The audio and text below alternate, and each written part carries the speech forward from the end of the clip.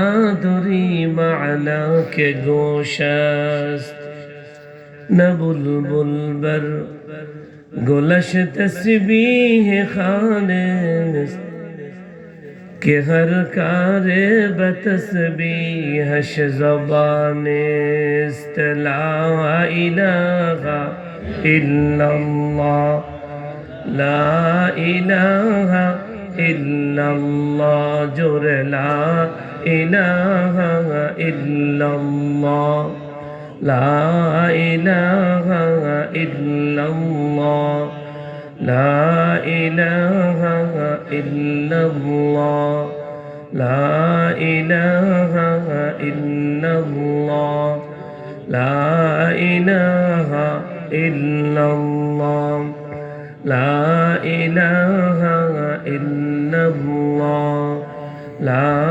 اله الا الله، لا اله الا الله، لا اله الا الله، لا اله الا لا اله الا الله محمد رسول الله। সকলে প্রাণ খুলে পড়েন সাল্লাল্লাহু আলাইহি ওয়াসাল্লাম।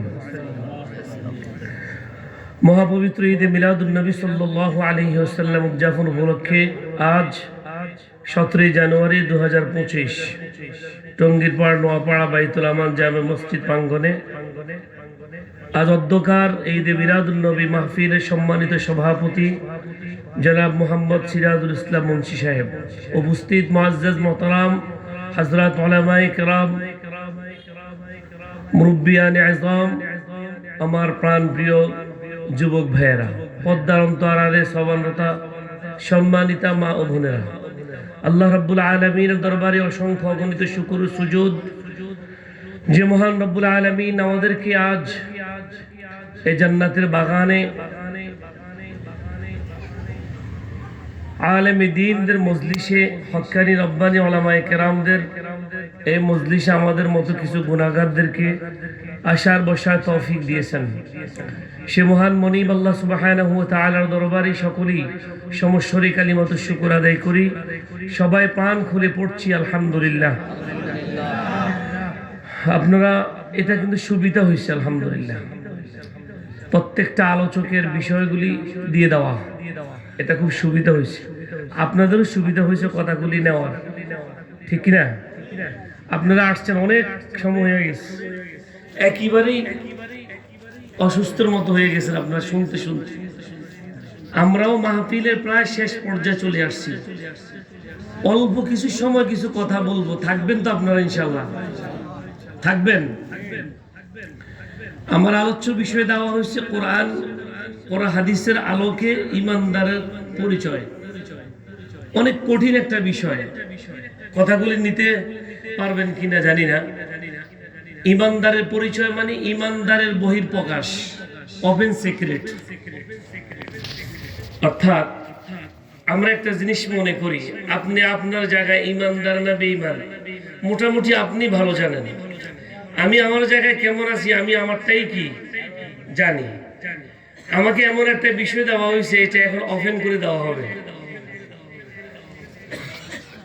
আমিও বুঝতে পারবো, আপনিও বুঝতে পারবেন। আমার আপনার কিছু সিমটম আছে, এই সিমটমগুলি যখন প্রকাশ পায় তখন আপনিও বুঝতে পারবেন আপনি কি, আমিও বুঝতে পারবো আমি কি। এটা সাবাবাজি করার কোনো সুযোগ নেই। আপনি আপনার মতে অধিকার খাটাবেন যে আমি মুমিন হয়ে গেছি, আমি আমার জায়গা থেকে আমি অধিকার খাটাবো, আমি খতিব, আমি প্রিন্সিপাল, আমি বড় হুজুর, আমি মনে মুমিন হয়ে গেছি। এই অধিকার খাটানোর কোনো কি নেই, সুযোগ নেই। বাহ্যিক দৃষ্টির ব্যাপার না, এটা বিতর্কত ব্যাপার। মুমিনের পরিচয় এটা তুলে ধরার জন্য আমার বিষয় দেওয়া হয়েছে। এই বিষয়কে সামনে রেখে সূরাতুল আনফালের দুখানা আয়াত পড়ছি, পাশাপাশি সূরাতুশ শুআরা থেকে একটা আয়াতে কারিমা পড়ছি। এই বিষয়ের উপরে কথা হবে।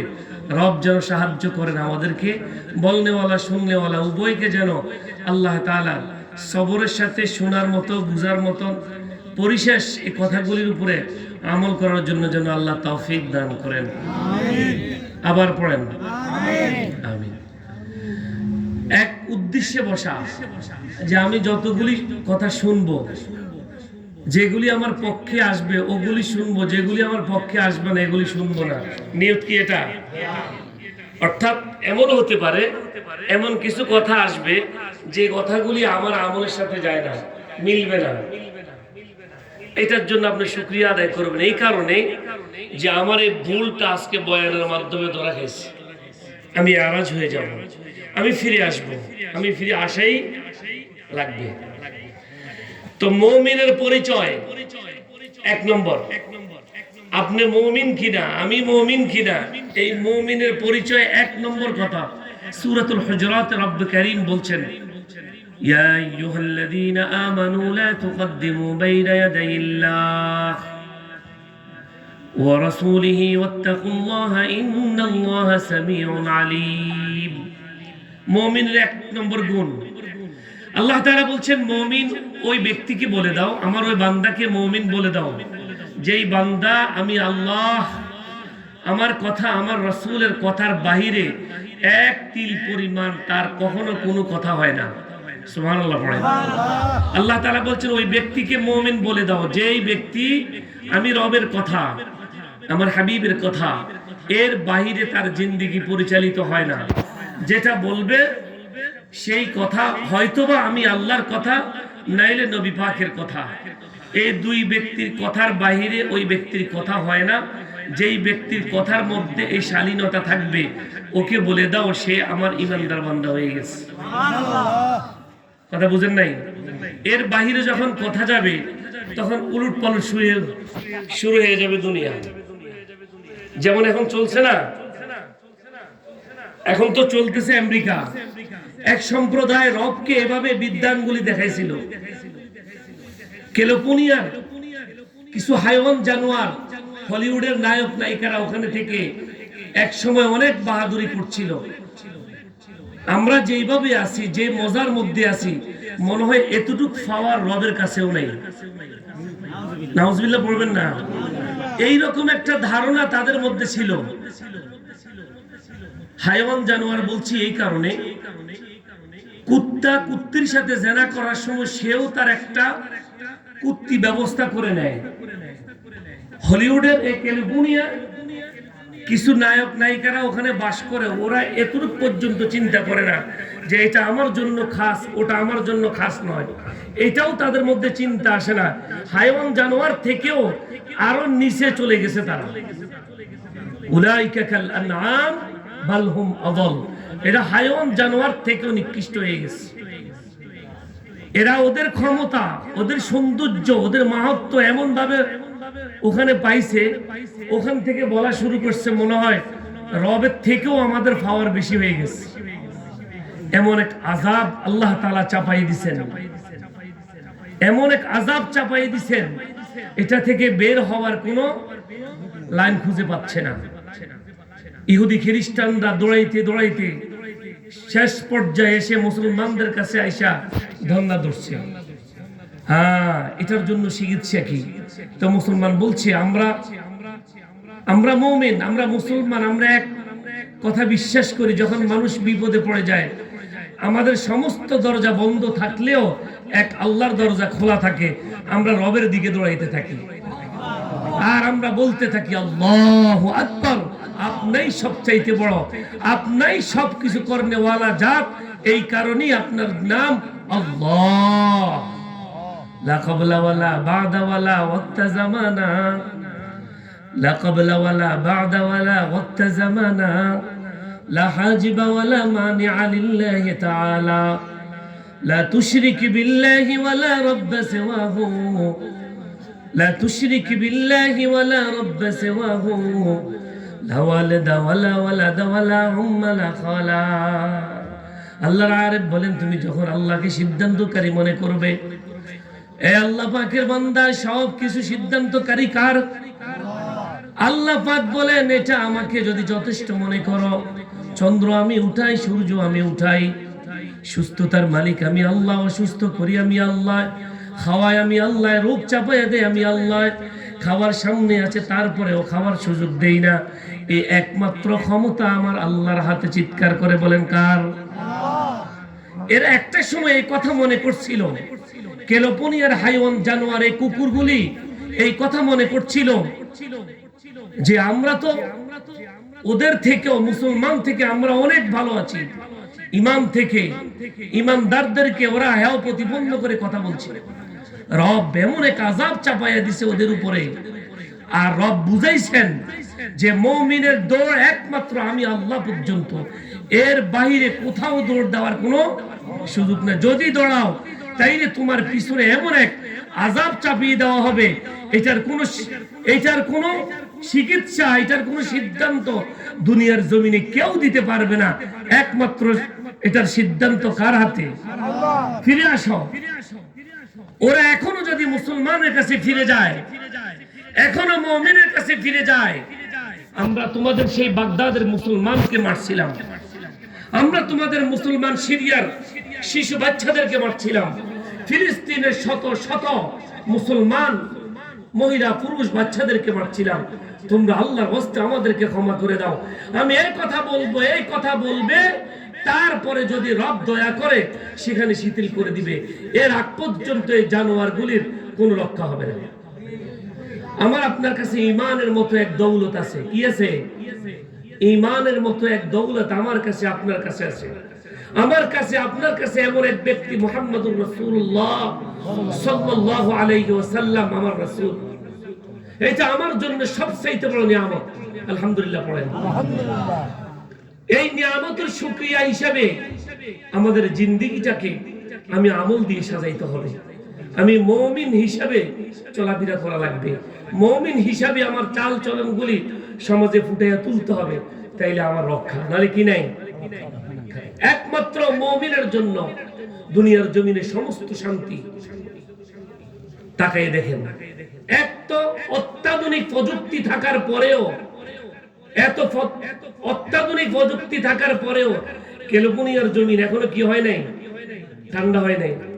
গতকালকে পত্রিকায় আমি পড়ছি, আগুন যখন লাগছে তখন পাশে নদী, সাগর, ওখান থেকে বাতাস আসছে, বাতাসের বাড়ির সাথে এই বাড়ির আগুনের টুকরা ওই বাড়িতে নিয়ে ফেলতেছে, এই টুকরা ওখানে যাইয়া পড়ার পরে ওখানেও আগুন ধরতেছে।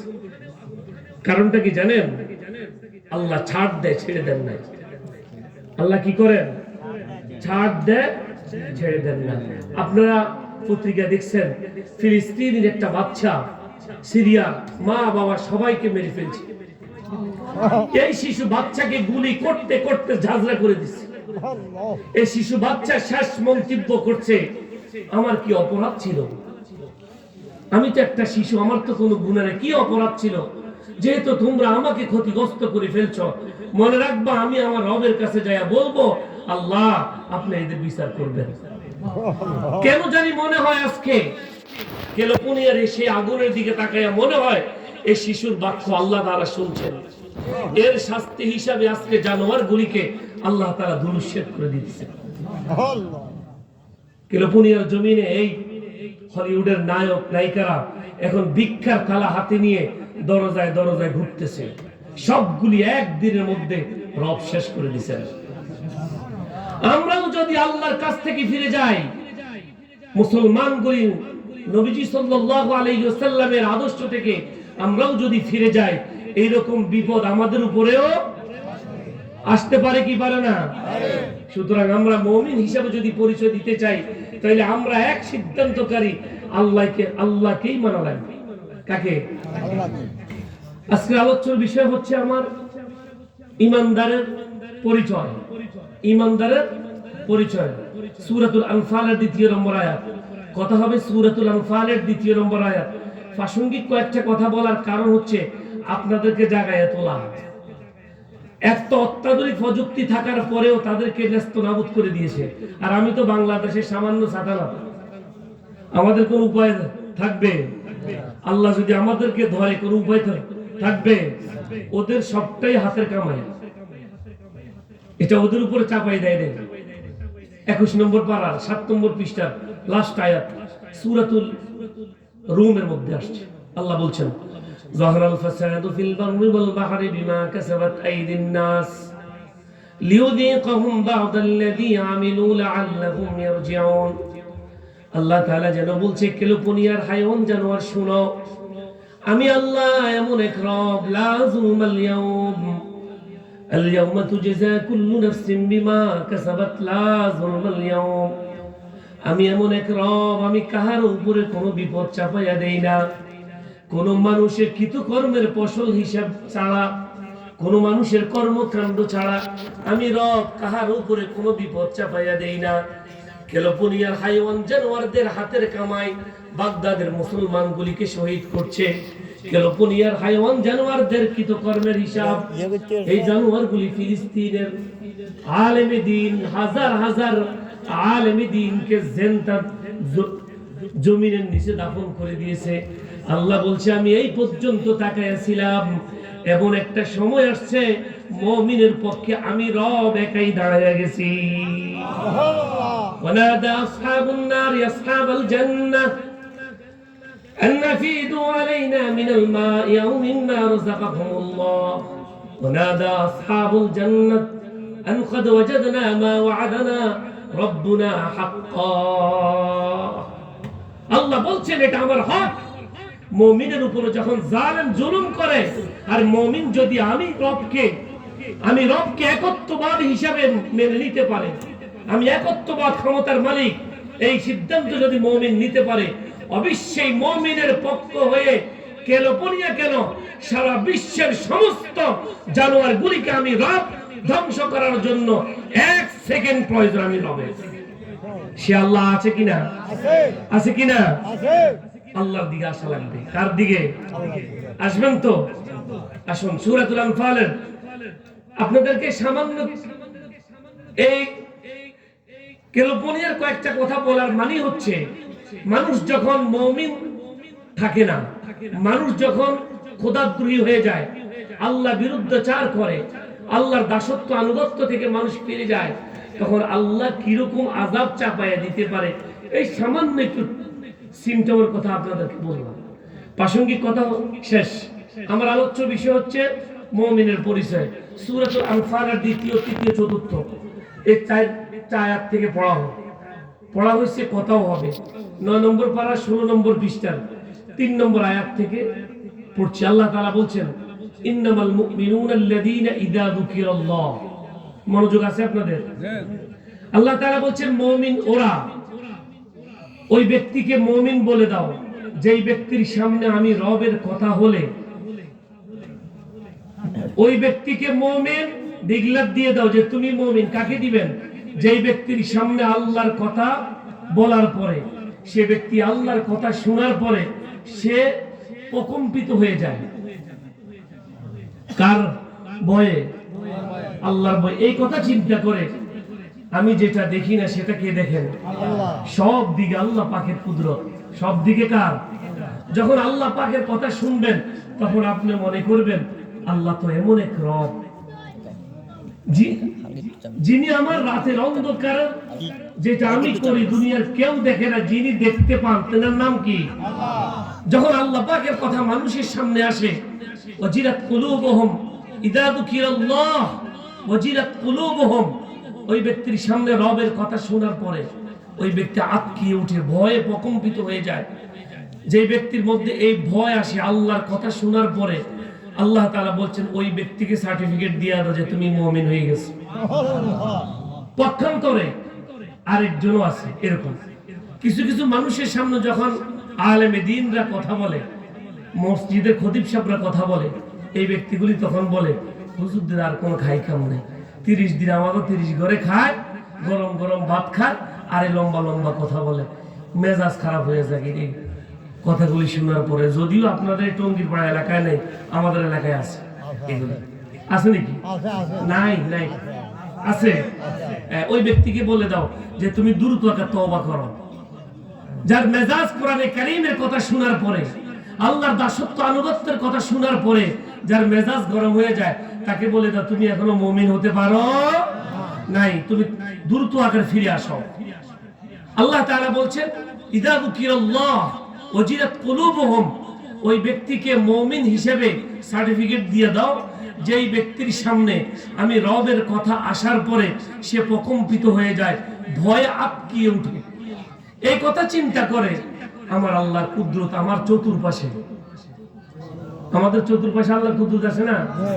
हर रंग में तू हर बू में तू हर जाओ में तू हर दम, हर रंग में तू हर बू में तू हर जाओ में तू हर दम, दिखता हो जिधर चाहता हो अफकार रहम करम, तो दिल में तू आता है समझ में नहीं आता, तो दिल में तू आता है समझ में नहीं आता, बस जान लिया मैं तेरे पहचान होएगी आए। আল্লাহর আরিফ বলেন তুমি আল্লাহর কুদরতের মাঝখানে আছো। এ আল্লাহ পাকের বান্দা, উপরে আল্লাহর কুদরত, জানে আল্লাহর কুদরত, আমি আল্লাহর কুদরত, পিছনে আল্লাহর কুদরত, চতুর্পাশে আল্লাহর কুদরত তোমাকে বেষ্টন করে আছে। ও আল্লাহর বান্দা, আল্লাহর কুদরতের বাইরে যাওয়ার মতো তোমার কোনো শক্তি নাই। আসেনি? আছে? আল্লাহর কুদরত আমার চতুর্পাশে না?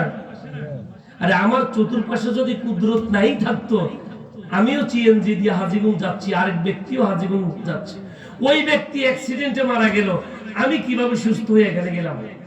তার মানে এখানে কার রহমত? এখানে আল্লাহর কুদরত দয়া করে আমাকে সুস্থতার এক জিন্দেগি দিয়ে রব পৌঁছায় দিচ্ছেন, এই কারণে আমি সুস্থভাবে যাইতে পারছি। এটা আমার ঈমান, এটা আমার ইয়াকিন, এটা আমার বিশ্বাস, এই কারণে আমি মুমিন। তাইলে মুমিনের এক নম্বর আলামত কি? মুমিনের সামনে যখন আল্লাহর কথা বলা হয় তখন মুমিন ভয়ে আটকিয়ে ওঠে। এই যে আপনারা এখন কথা শুনতেছেন, আপনাদেরকে কোনো টাকা পয়সা দিয়েছি আমরা? কর্তৃপক্ষ দিয়েছে? কেন বসছেন? আল্লাহর ভয়ে। মাশাআল্লাহ, সুন্দর একটা কথা। কার কার ভয়ে? আল্লাহর ভয়ে বসছেন। যদি এটা আসলে হয়ে থাকে, যদি এটা সত্যি হয়ে থাকে যে আপনি আল্লাহর ভয়ে এখানে বসছেন, অবশ্যই আপনার নাজাতের জন্য আল্লাহ যদি দয়া করে কবুল করে, তাহলে আজকের এই নাজাতের জন্য এই মাহফিলটাই আপনার জন্য যথেষ্ট।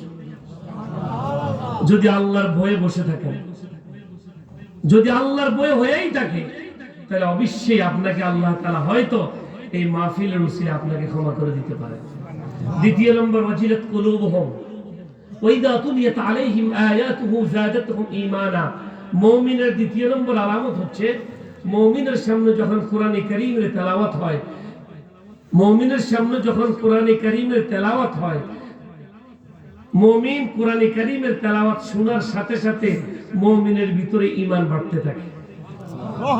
কি বাড়তে থাকে? ঈমান বাড়তে থাকে। আমার বিষয় কি? ঈমানদার ব্যক্তির পরিচয়। এই আপনাদেরকে পরিচয়গুলি দিচ্ছি, আমি আমার সাবজেক্টের বাইরে যাব না ইনশাআল্লাহ। মুমিনের পরিচয় দিচ্ছি, এরাই মুমিন। কারা? যাদের সামনে কোরআন কারীমের তেলাওয়াত হয়, এই মানুষগুলি কোরআন কারীমের তেলাওয়াত ফাসতামিউ লাহু ওয়া আনসিতু লাআল্লাকুম তুরহামুন। কোরআন কারীমের মধ্যে আসছে, তোমাদের সামনে যখন কোরআন কারীমের তেলাওয়াত হবে তখন তোমরা দিলের কান দিয়ে শুনবা। কি কান? এটা কোনো দিলের কান না, এটা না, দিলের কান হচ্ছে এটা। ফাসতামিউ লাহু ওয়া আনসিতু লাআল্লাকুম তুরহামুন। কলিজা দিয়ে যদি শুনেন তাহলে আল্লাহ তাআলা বলছেন ঈমানদারের ঈমান বৃদ্ধি হবে। কিছু কিছু মানুষ দেখবেন মসজিদে যাওয়ার পর ইমাম সাহেব যখন কেরাত পড়ে তখন ইমাম সাহেবকে বলে, হুজুর আপনার কেরাতটা না খুব সুন্দর, আর একটু পড়েন।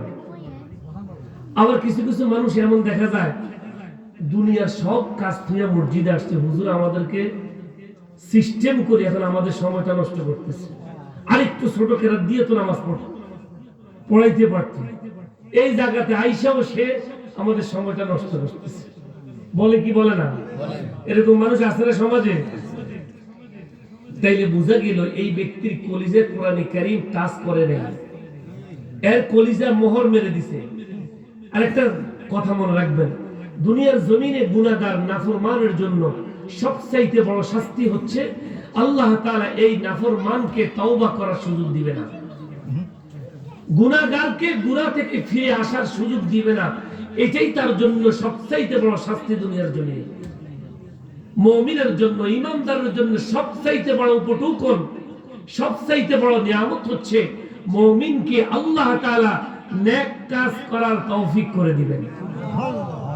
এটাই সবচেয়ে বড় নিয়ামত। দেখবেন কিছু মানুষ নামাজ, এশার নামাজ না পড়ে যদি শুয়ে যায়, এই ব্যক্তির ঘুম আসে না। ছটফট ছটফট ছটফট করে এদিক কাত হয়, ওই দিক কাত হয়, ঘুম হয় না।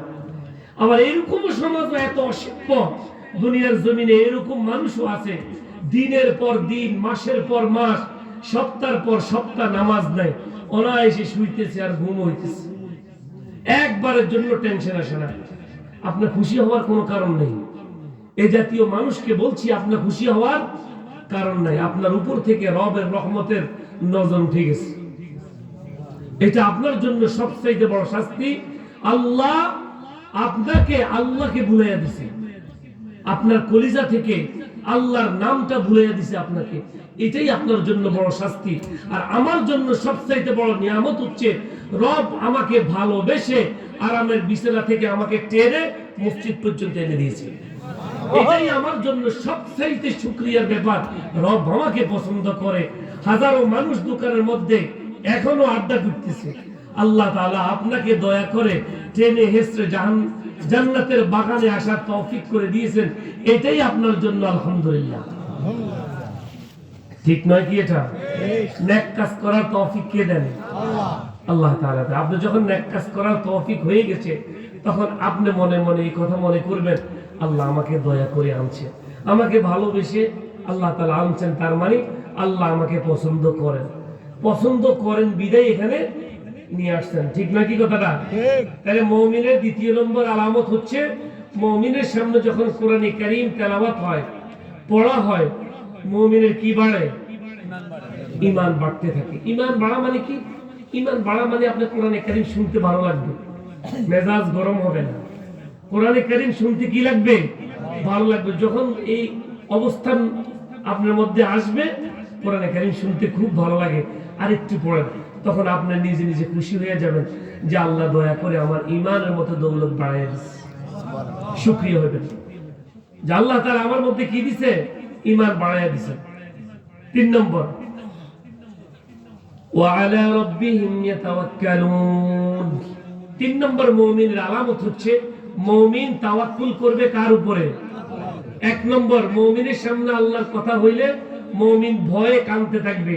2 নম্বর, কোরআনে কারীমের তেলাওয়াত হইলে মুমিনের ঈমান বাড়তে থাকবে। 3 নম্বর আলামত হচ্ছে, মুমিন কার উপরে তাওয়াক্কুল করবে? যারা হাই উতাস করে। বছরে কয় মাস? কথা বুঝেন না আপনারা? বছরে কয় মাস? 12 মাস। আমাদের সমাজে এমন কিছু মানুষ দেখবেন যে মানুষগুলি 12 মাসের খোরাকি 1 মাস শর্ট আছে, 11 মাসের ধান গোলার মধ্যে ঢুকেছে। 1 মাসের খোরাকি নেই, ওরা টেনশনে বাকি 11 মাস ঘুম হারাম। আছে না নাই? আছে না নাই? এই ব্যক্তি আল্লাহকে কি যথেষ্ট মনে করছে? এই ব্যক্তি যদি আল্লাহকে যথেষ্ট মনে করতে, তাইলে কি এই টেনশন করার দরকার ছিল? কেন? এই ব্যক্তি আল্লাহকে যথেষ্ট মনে করে নেই। 1 মাসের টেনশনে 11 মাসের বাদ হজম হয় না। আর আল্লাহ তাআলা বলে, ওয়া আলা রাব্বিহিম ইয়াতাওয়াক্কালুন। মুমিনের আলামত হচ্ছে, মুমিন তাওয়াক্কুল করবে কার উপরে? যেমন সিরিয়ার জমিনে মুসলমানরা তাওয়াক্কুল করছে আল্লাহর উপরে। আফগানিস্তানের জমিনের মুসলমান তাওয়াক্কুল করছে কার উপরে? আল্লাহর উপরে। ফিলিস্তিনের জমিনের মুসলমানরা তাওয়াক্কুল করছে কার উপরে? এই লাল কুত্তা 90 ইহুদি, 90 ফেরাউন, এই ট্রাম্প, সে তার ক্ষমতায় আসার আগে এই ইসরায়েলের কাফের মুশরিকদের সাথে সে বৈঠক করছে, করে 22 কোটি মার্কিন ডলার এদেরকে দিয়েছে শুধু গাজার মুসলমানদেরকে নেস্তনাবুদ করার জন্য। এই 90 ফেরাউন ট্রাম্প ফিলিস্তিনের মুসলমানদেরকে শেষ করার জন্য, এই ইসরায়েলদের সাথে হাত মিলিয়েছে শুধু সাপোর্ট পাওয়ার জন্য, শুধু ক্ষমতায় যাওয়ার জন্য। ক্ষমতায় যদি যাইতে পারি, আমি তোমাদেরকে শেল্টার দিব, তোমরা গাজার মুসলমানদেরকে কি করে দিবা? শেষ করে দিবা। আল্লাহ তাআলা তার আগে কি করে দিছে? তার আগে কি করে দিছে? আল্লাহ শেষ করে দিছে।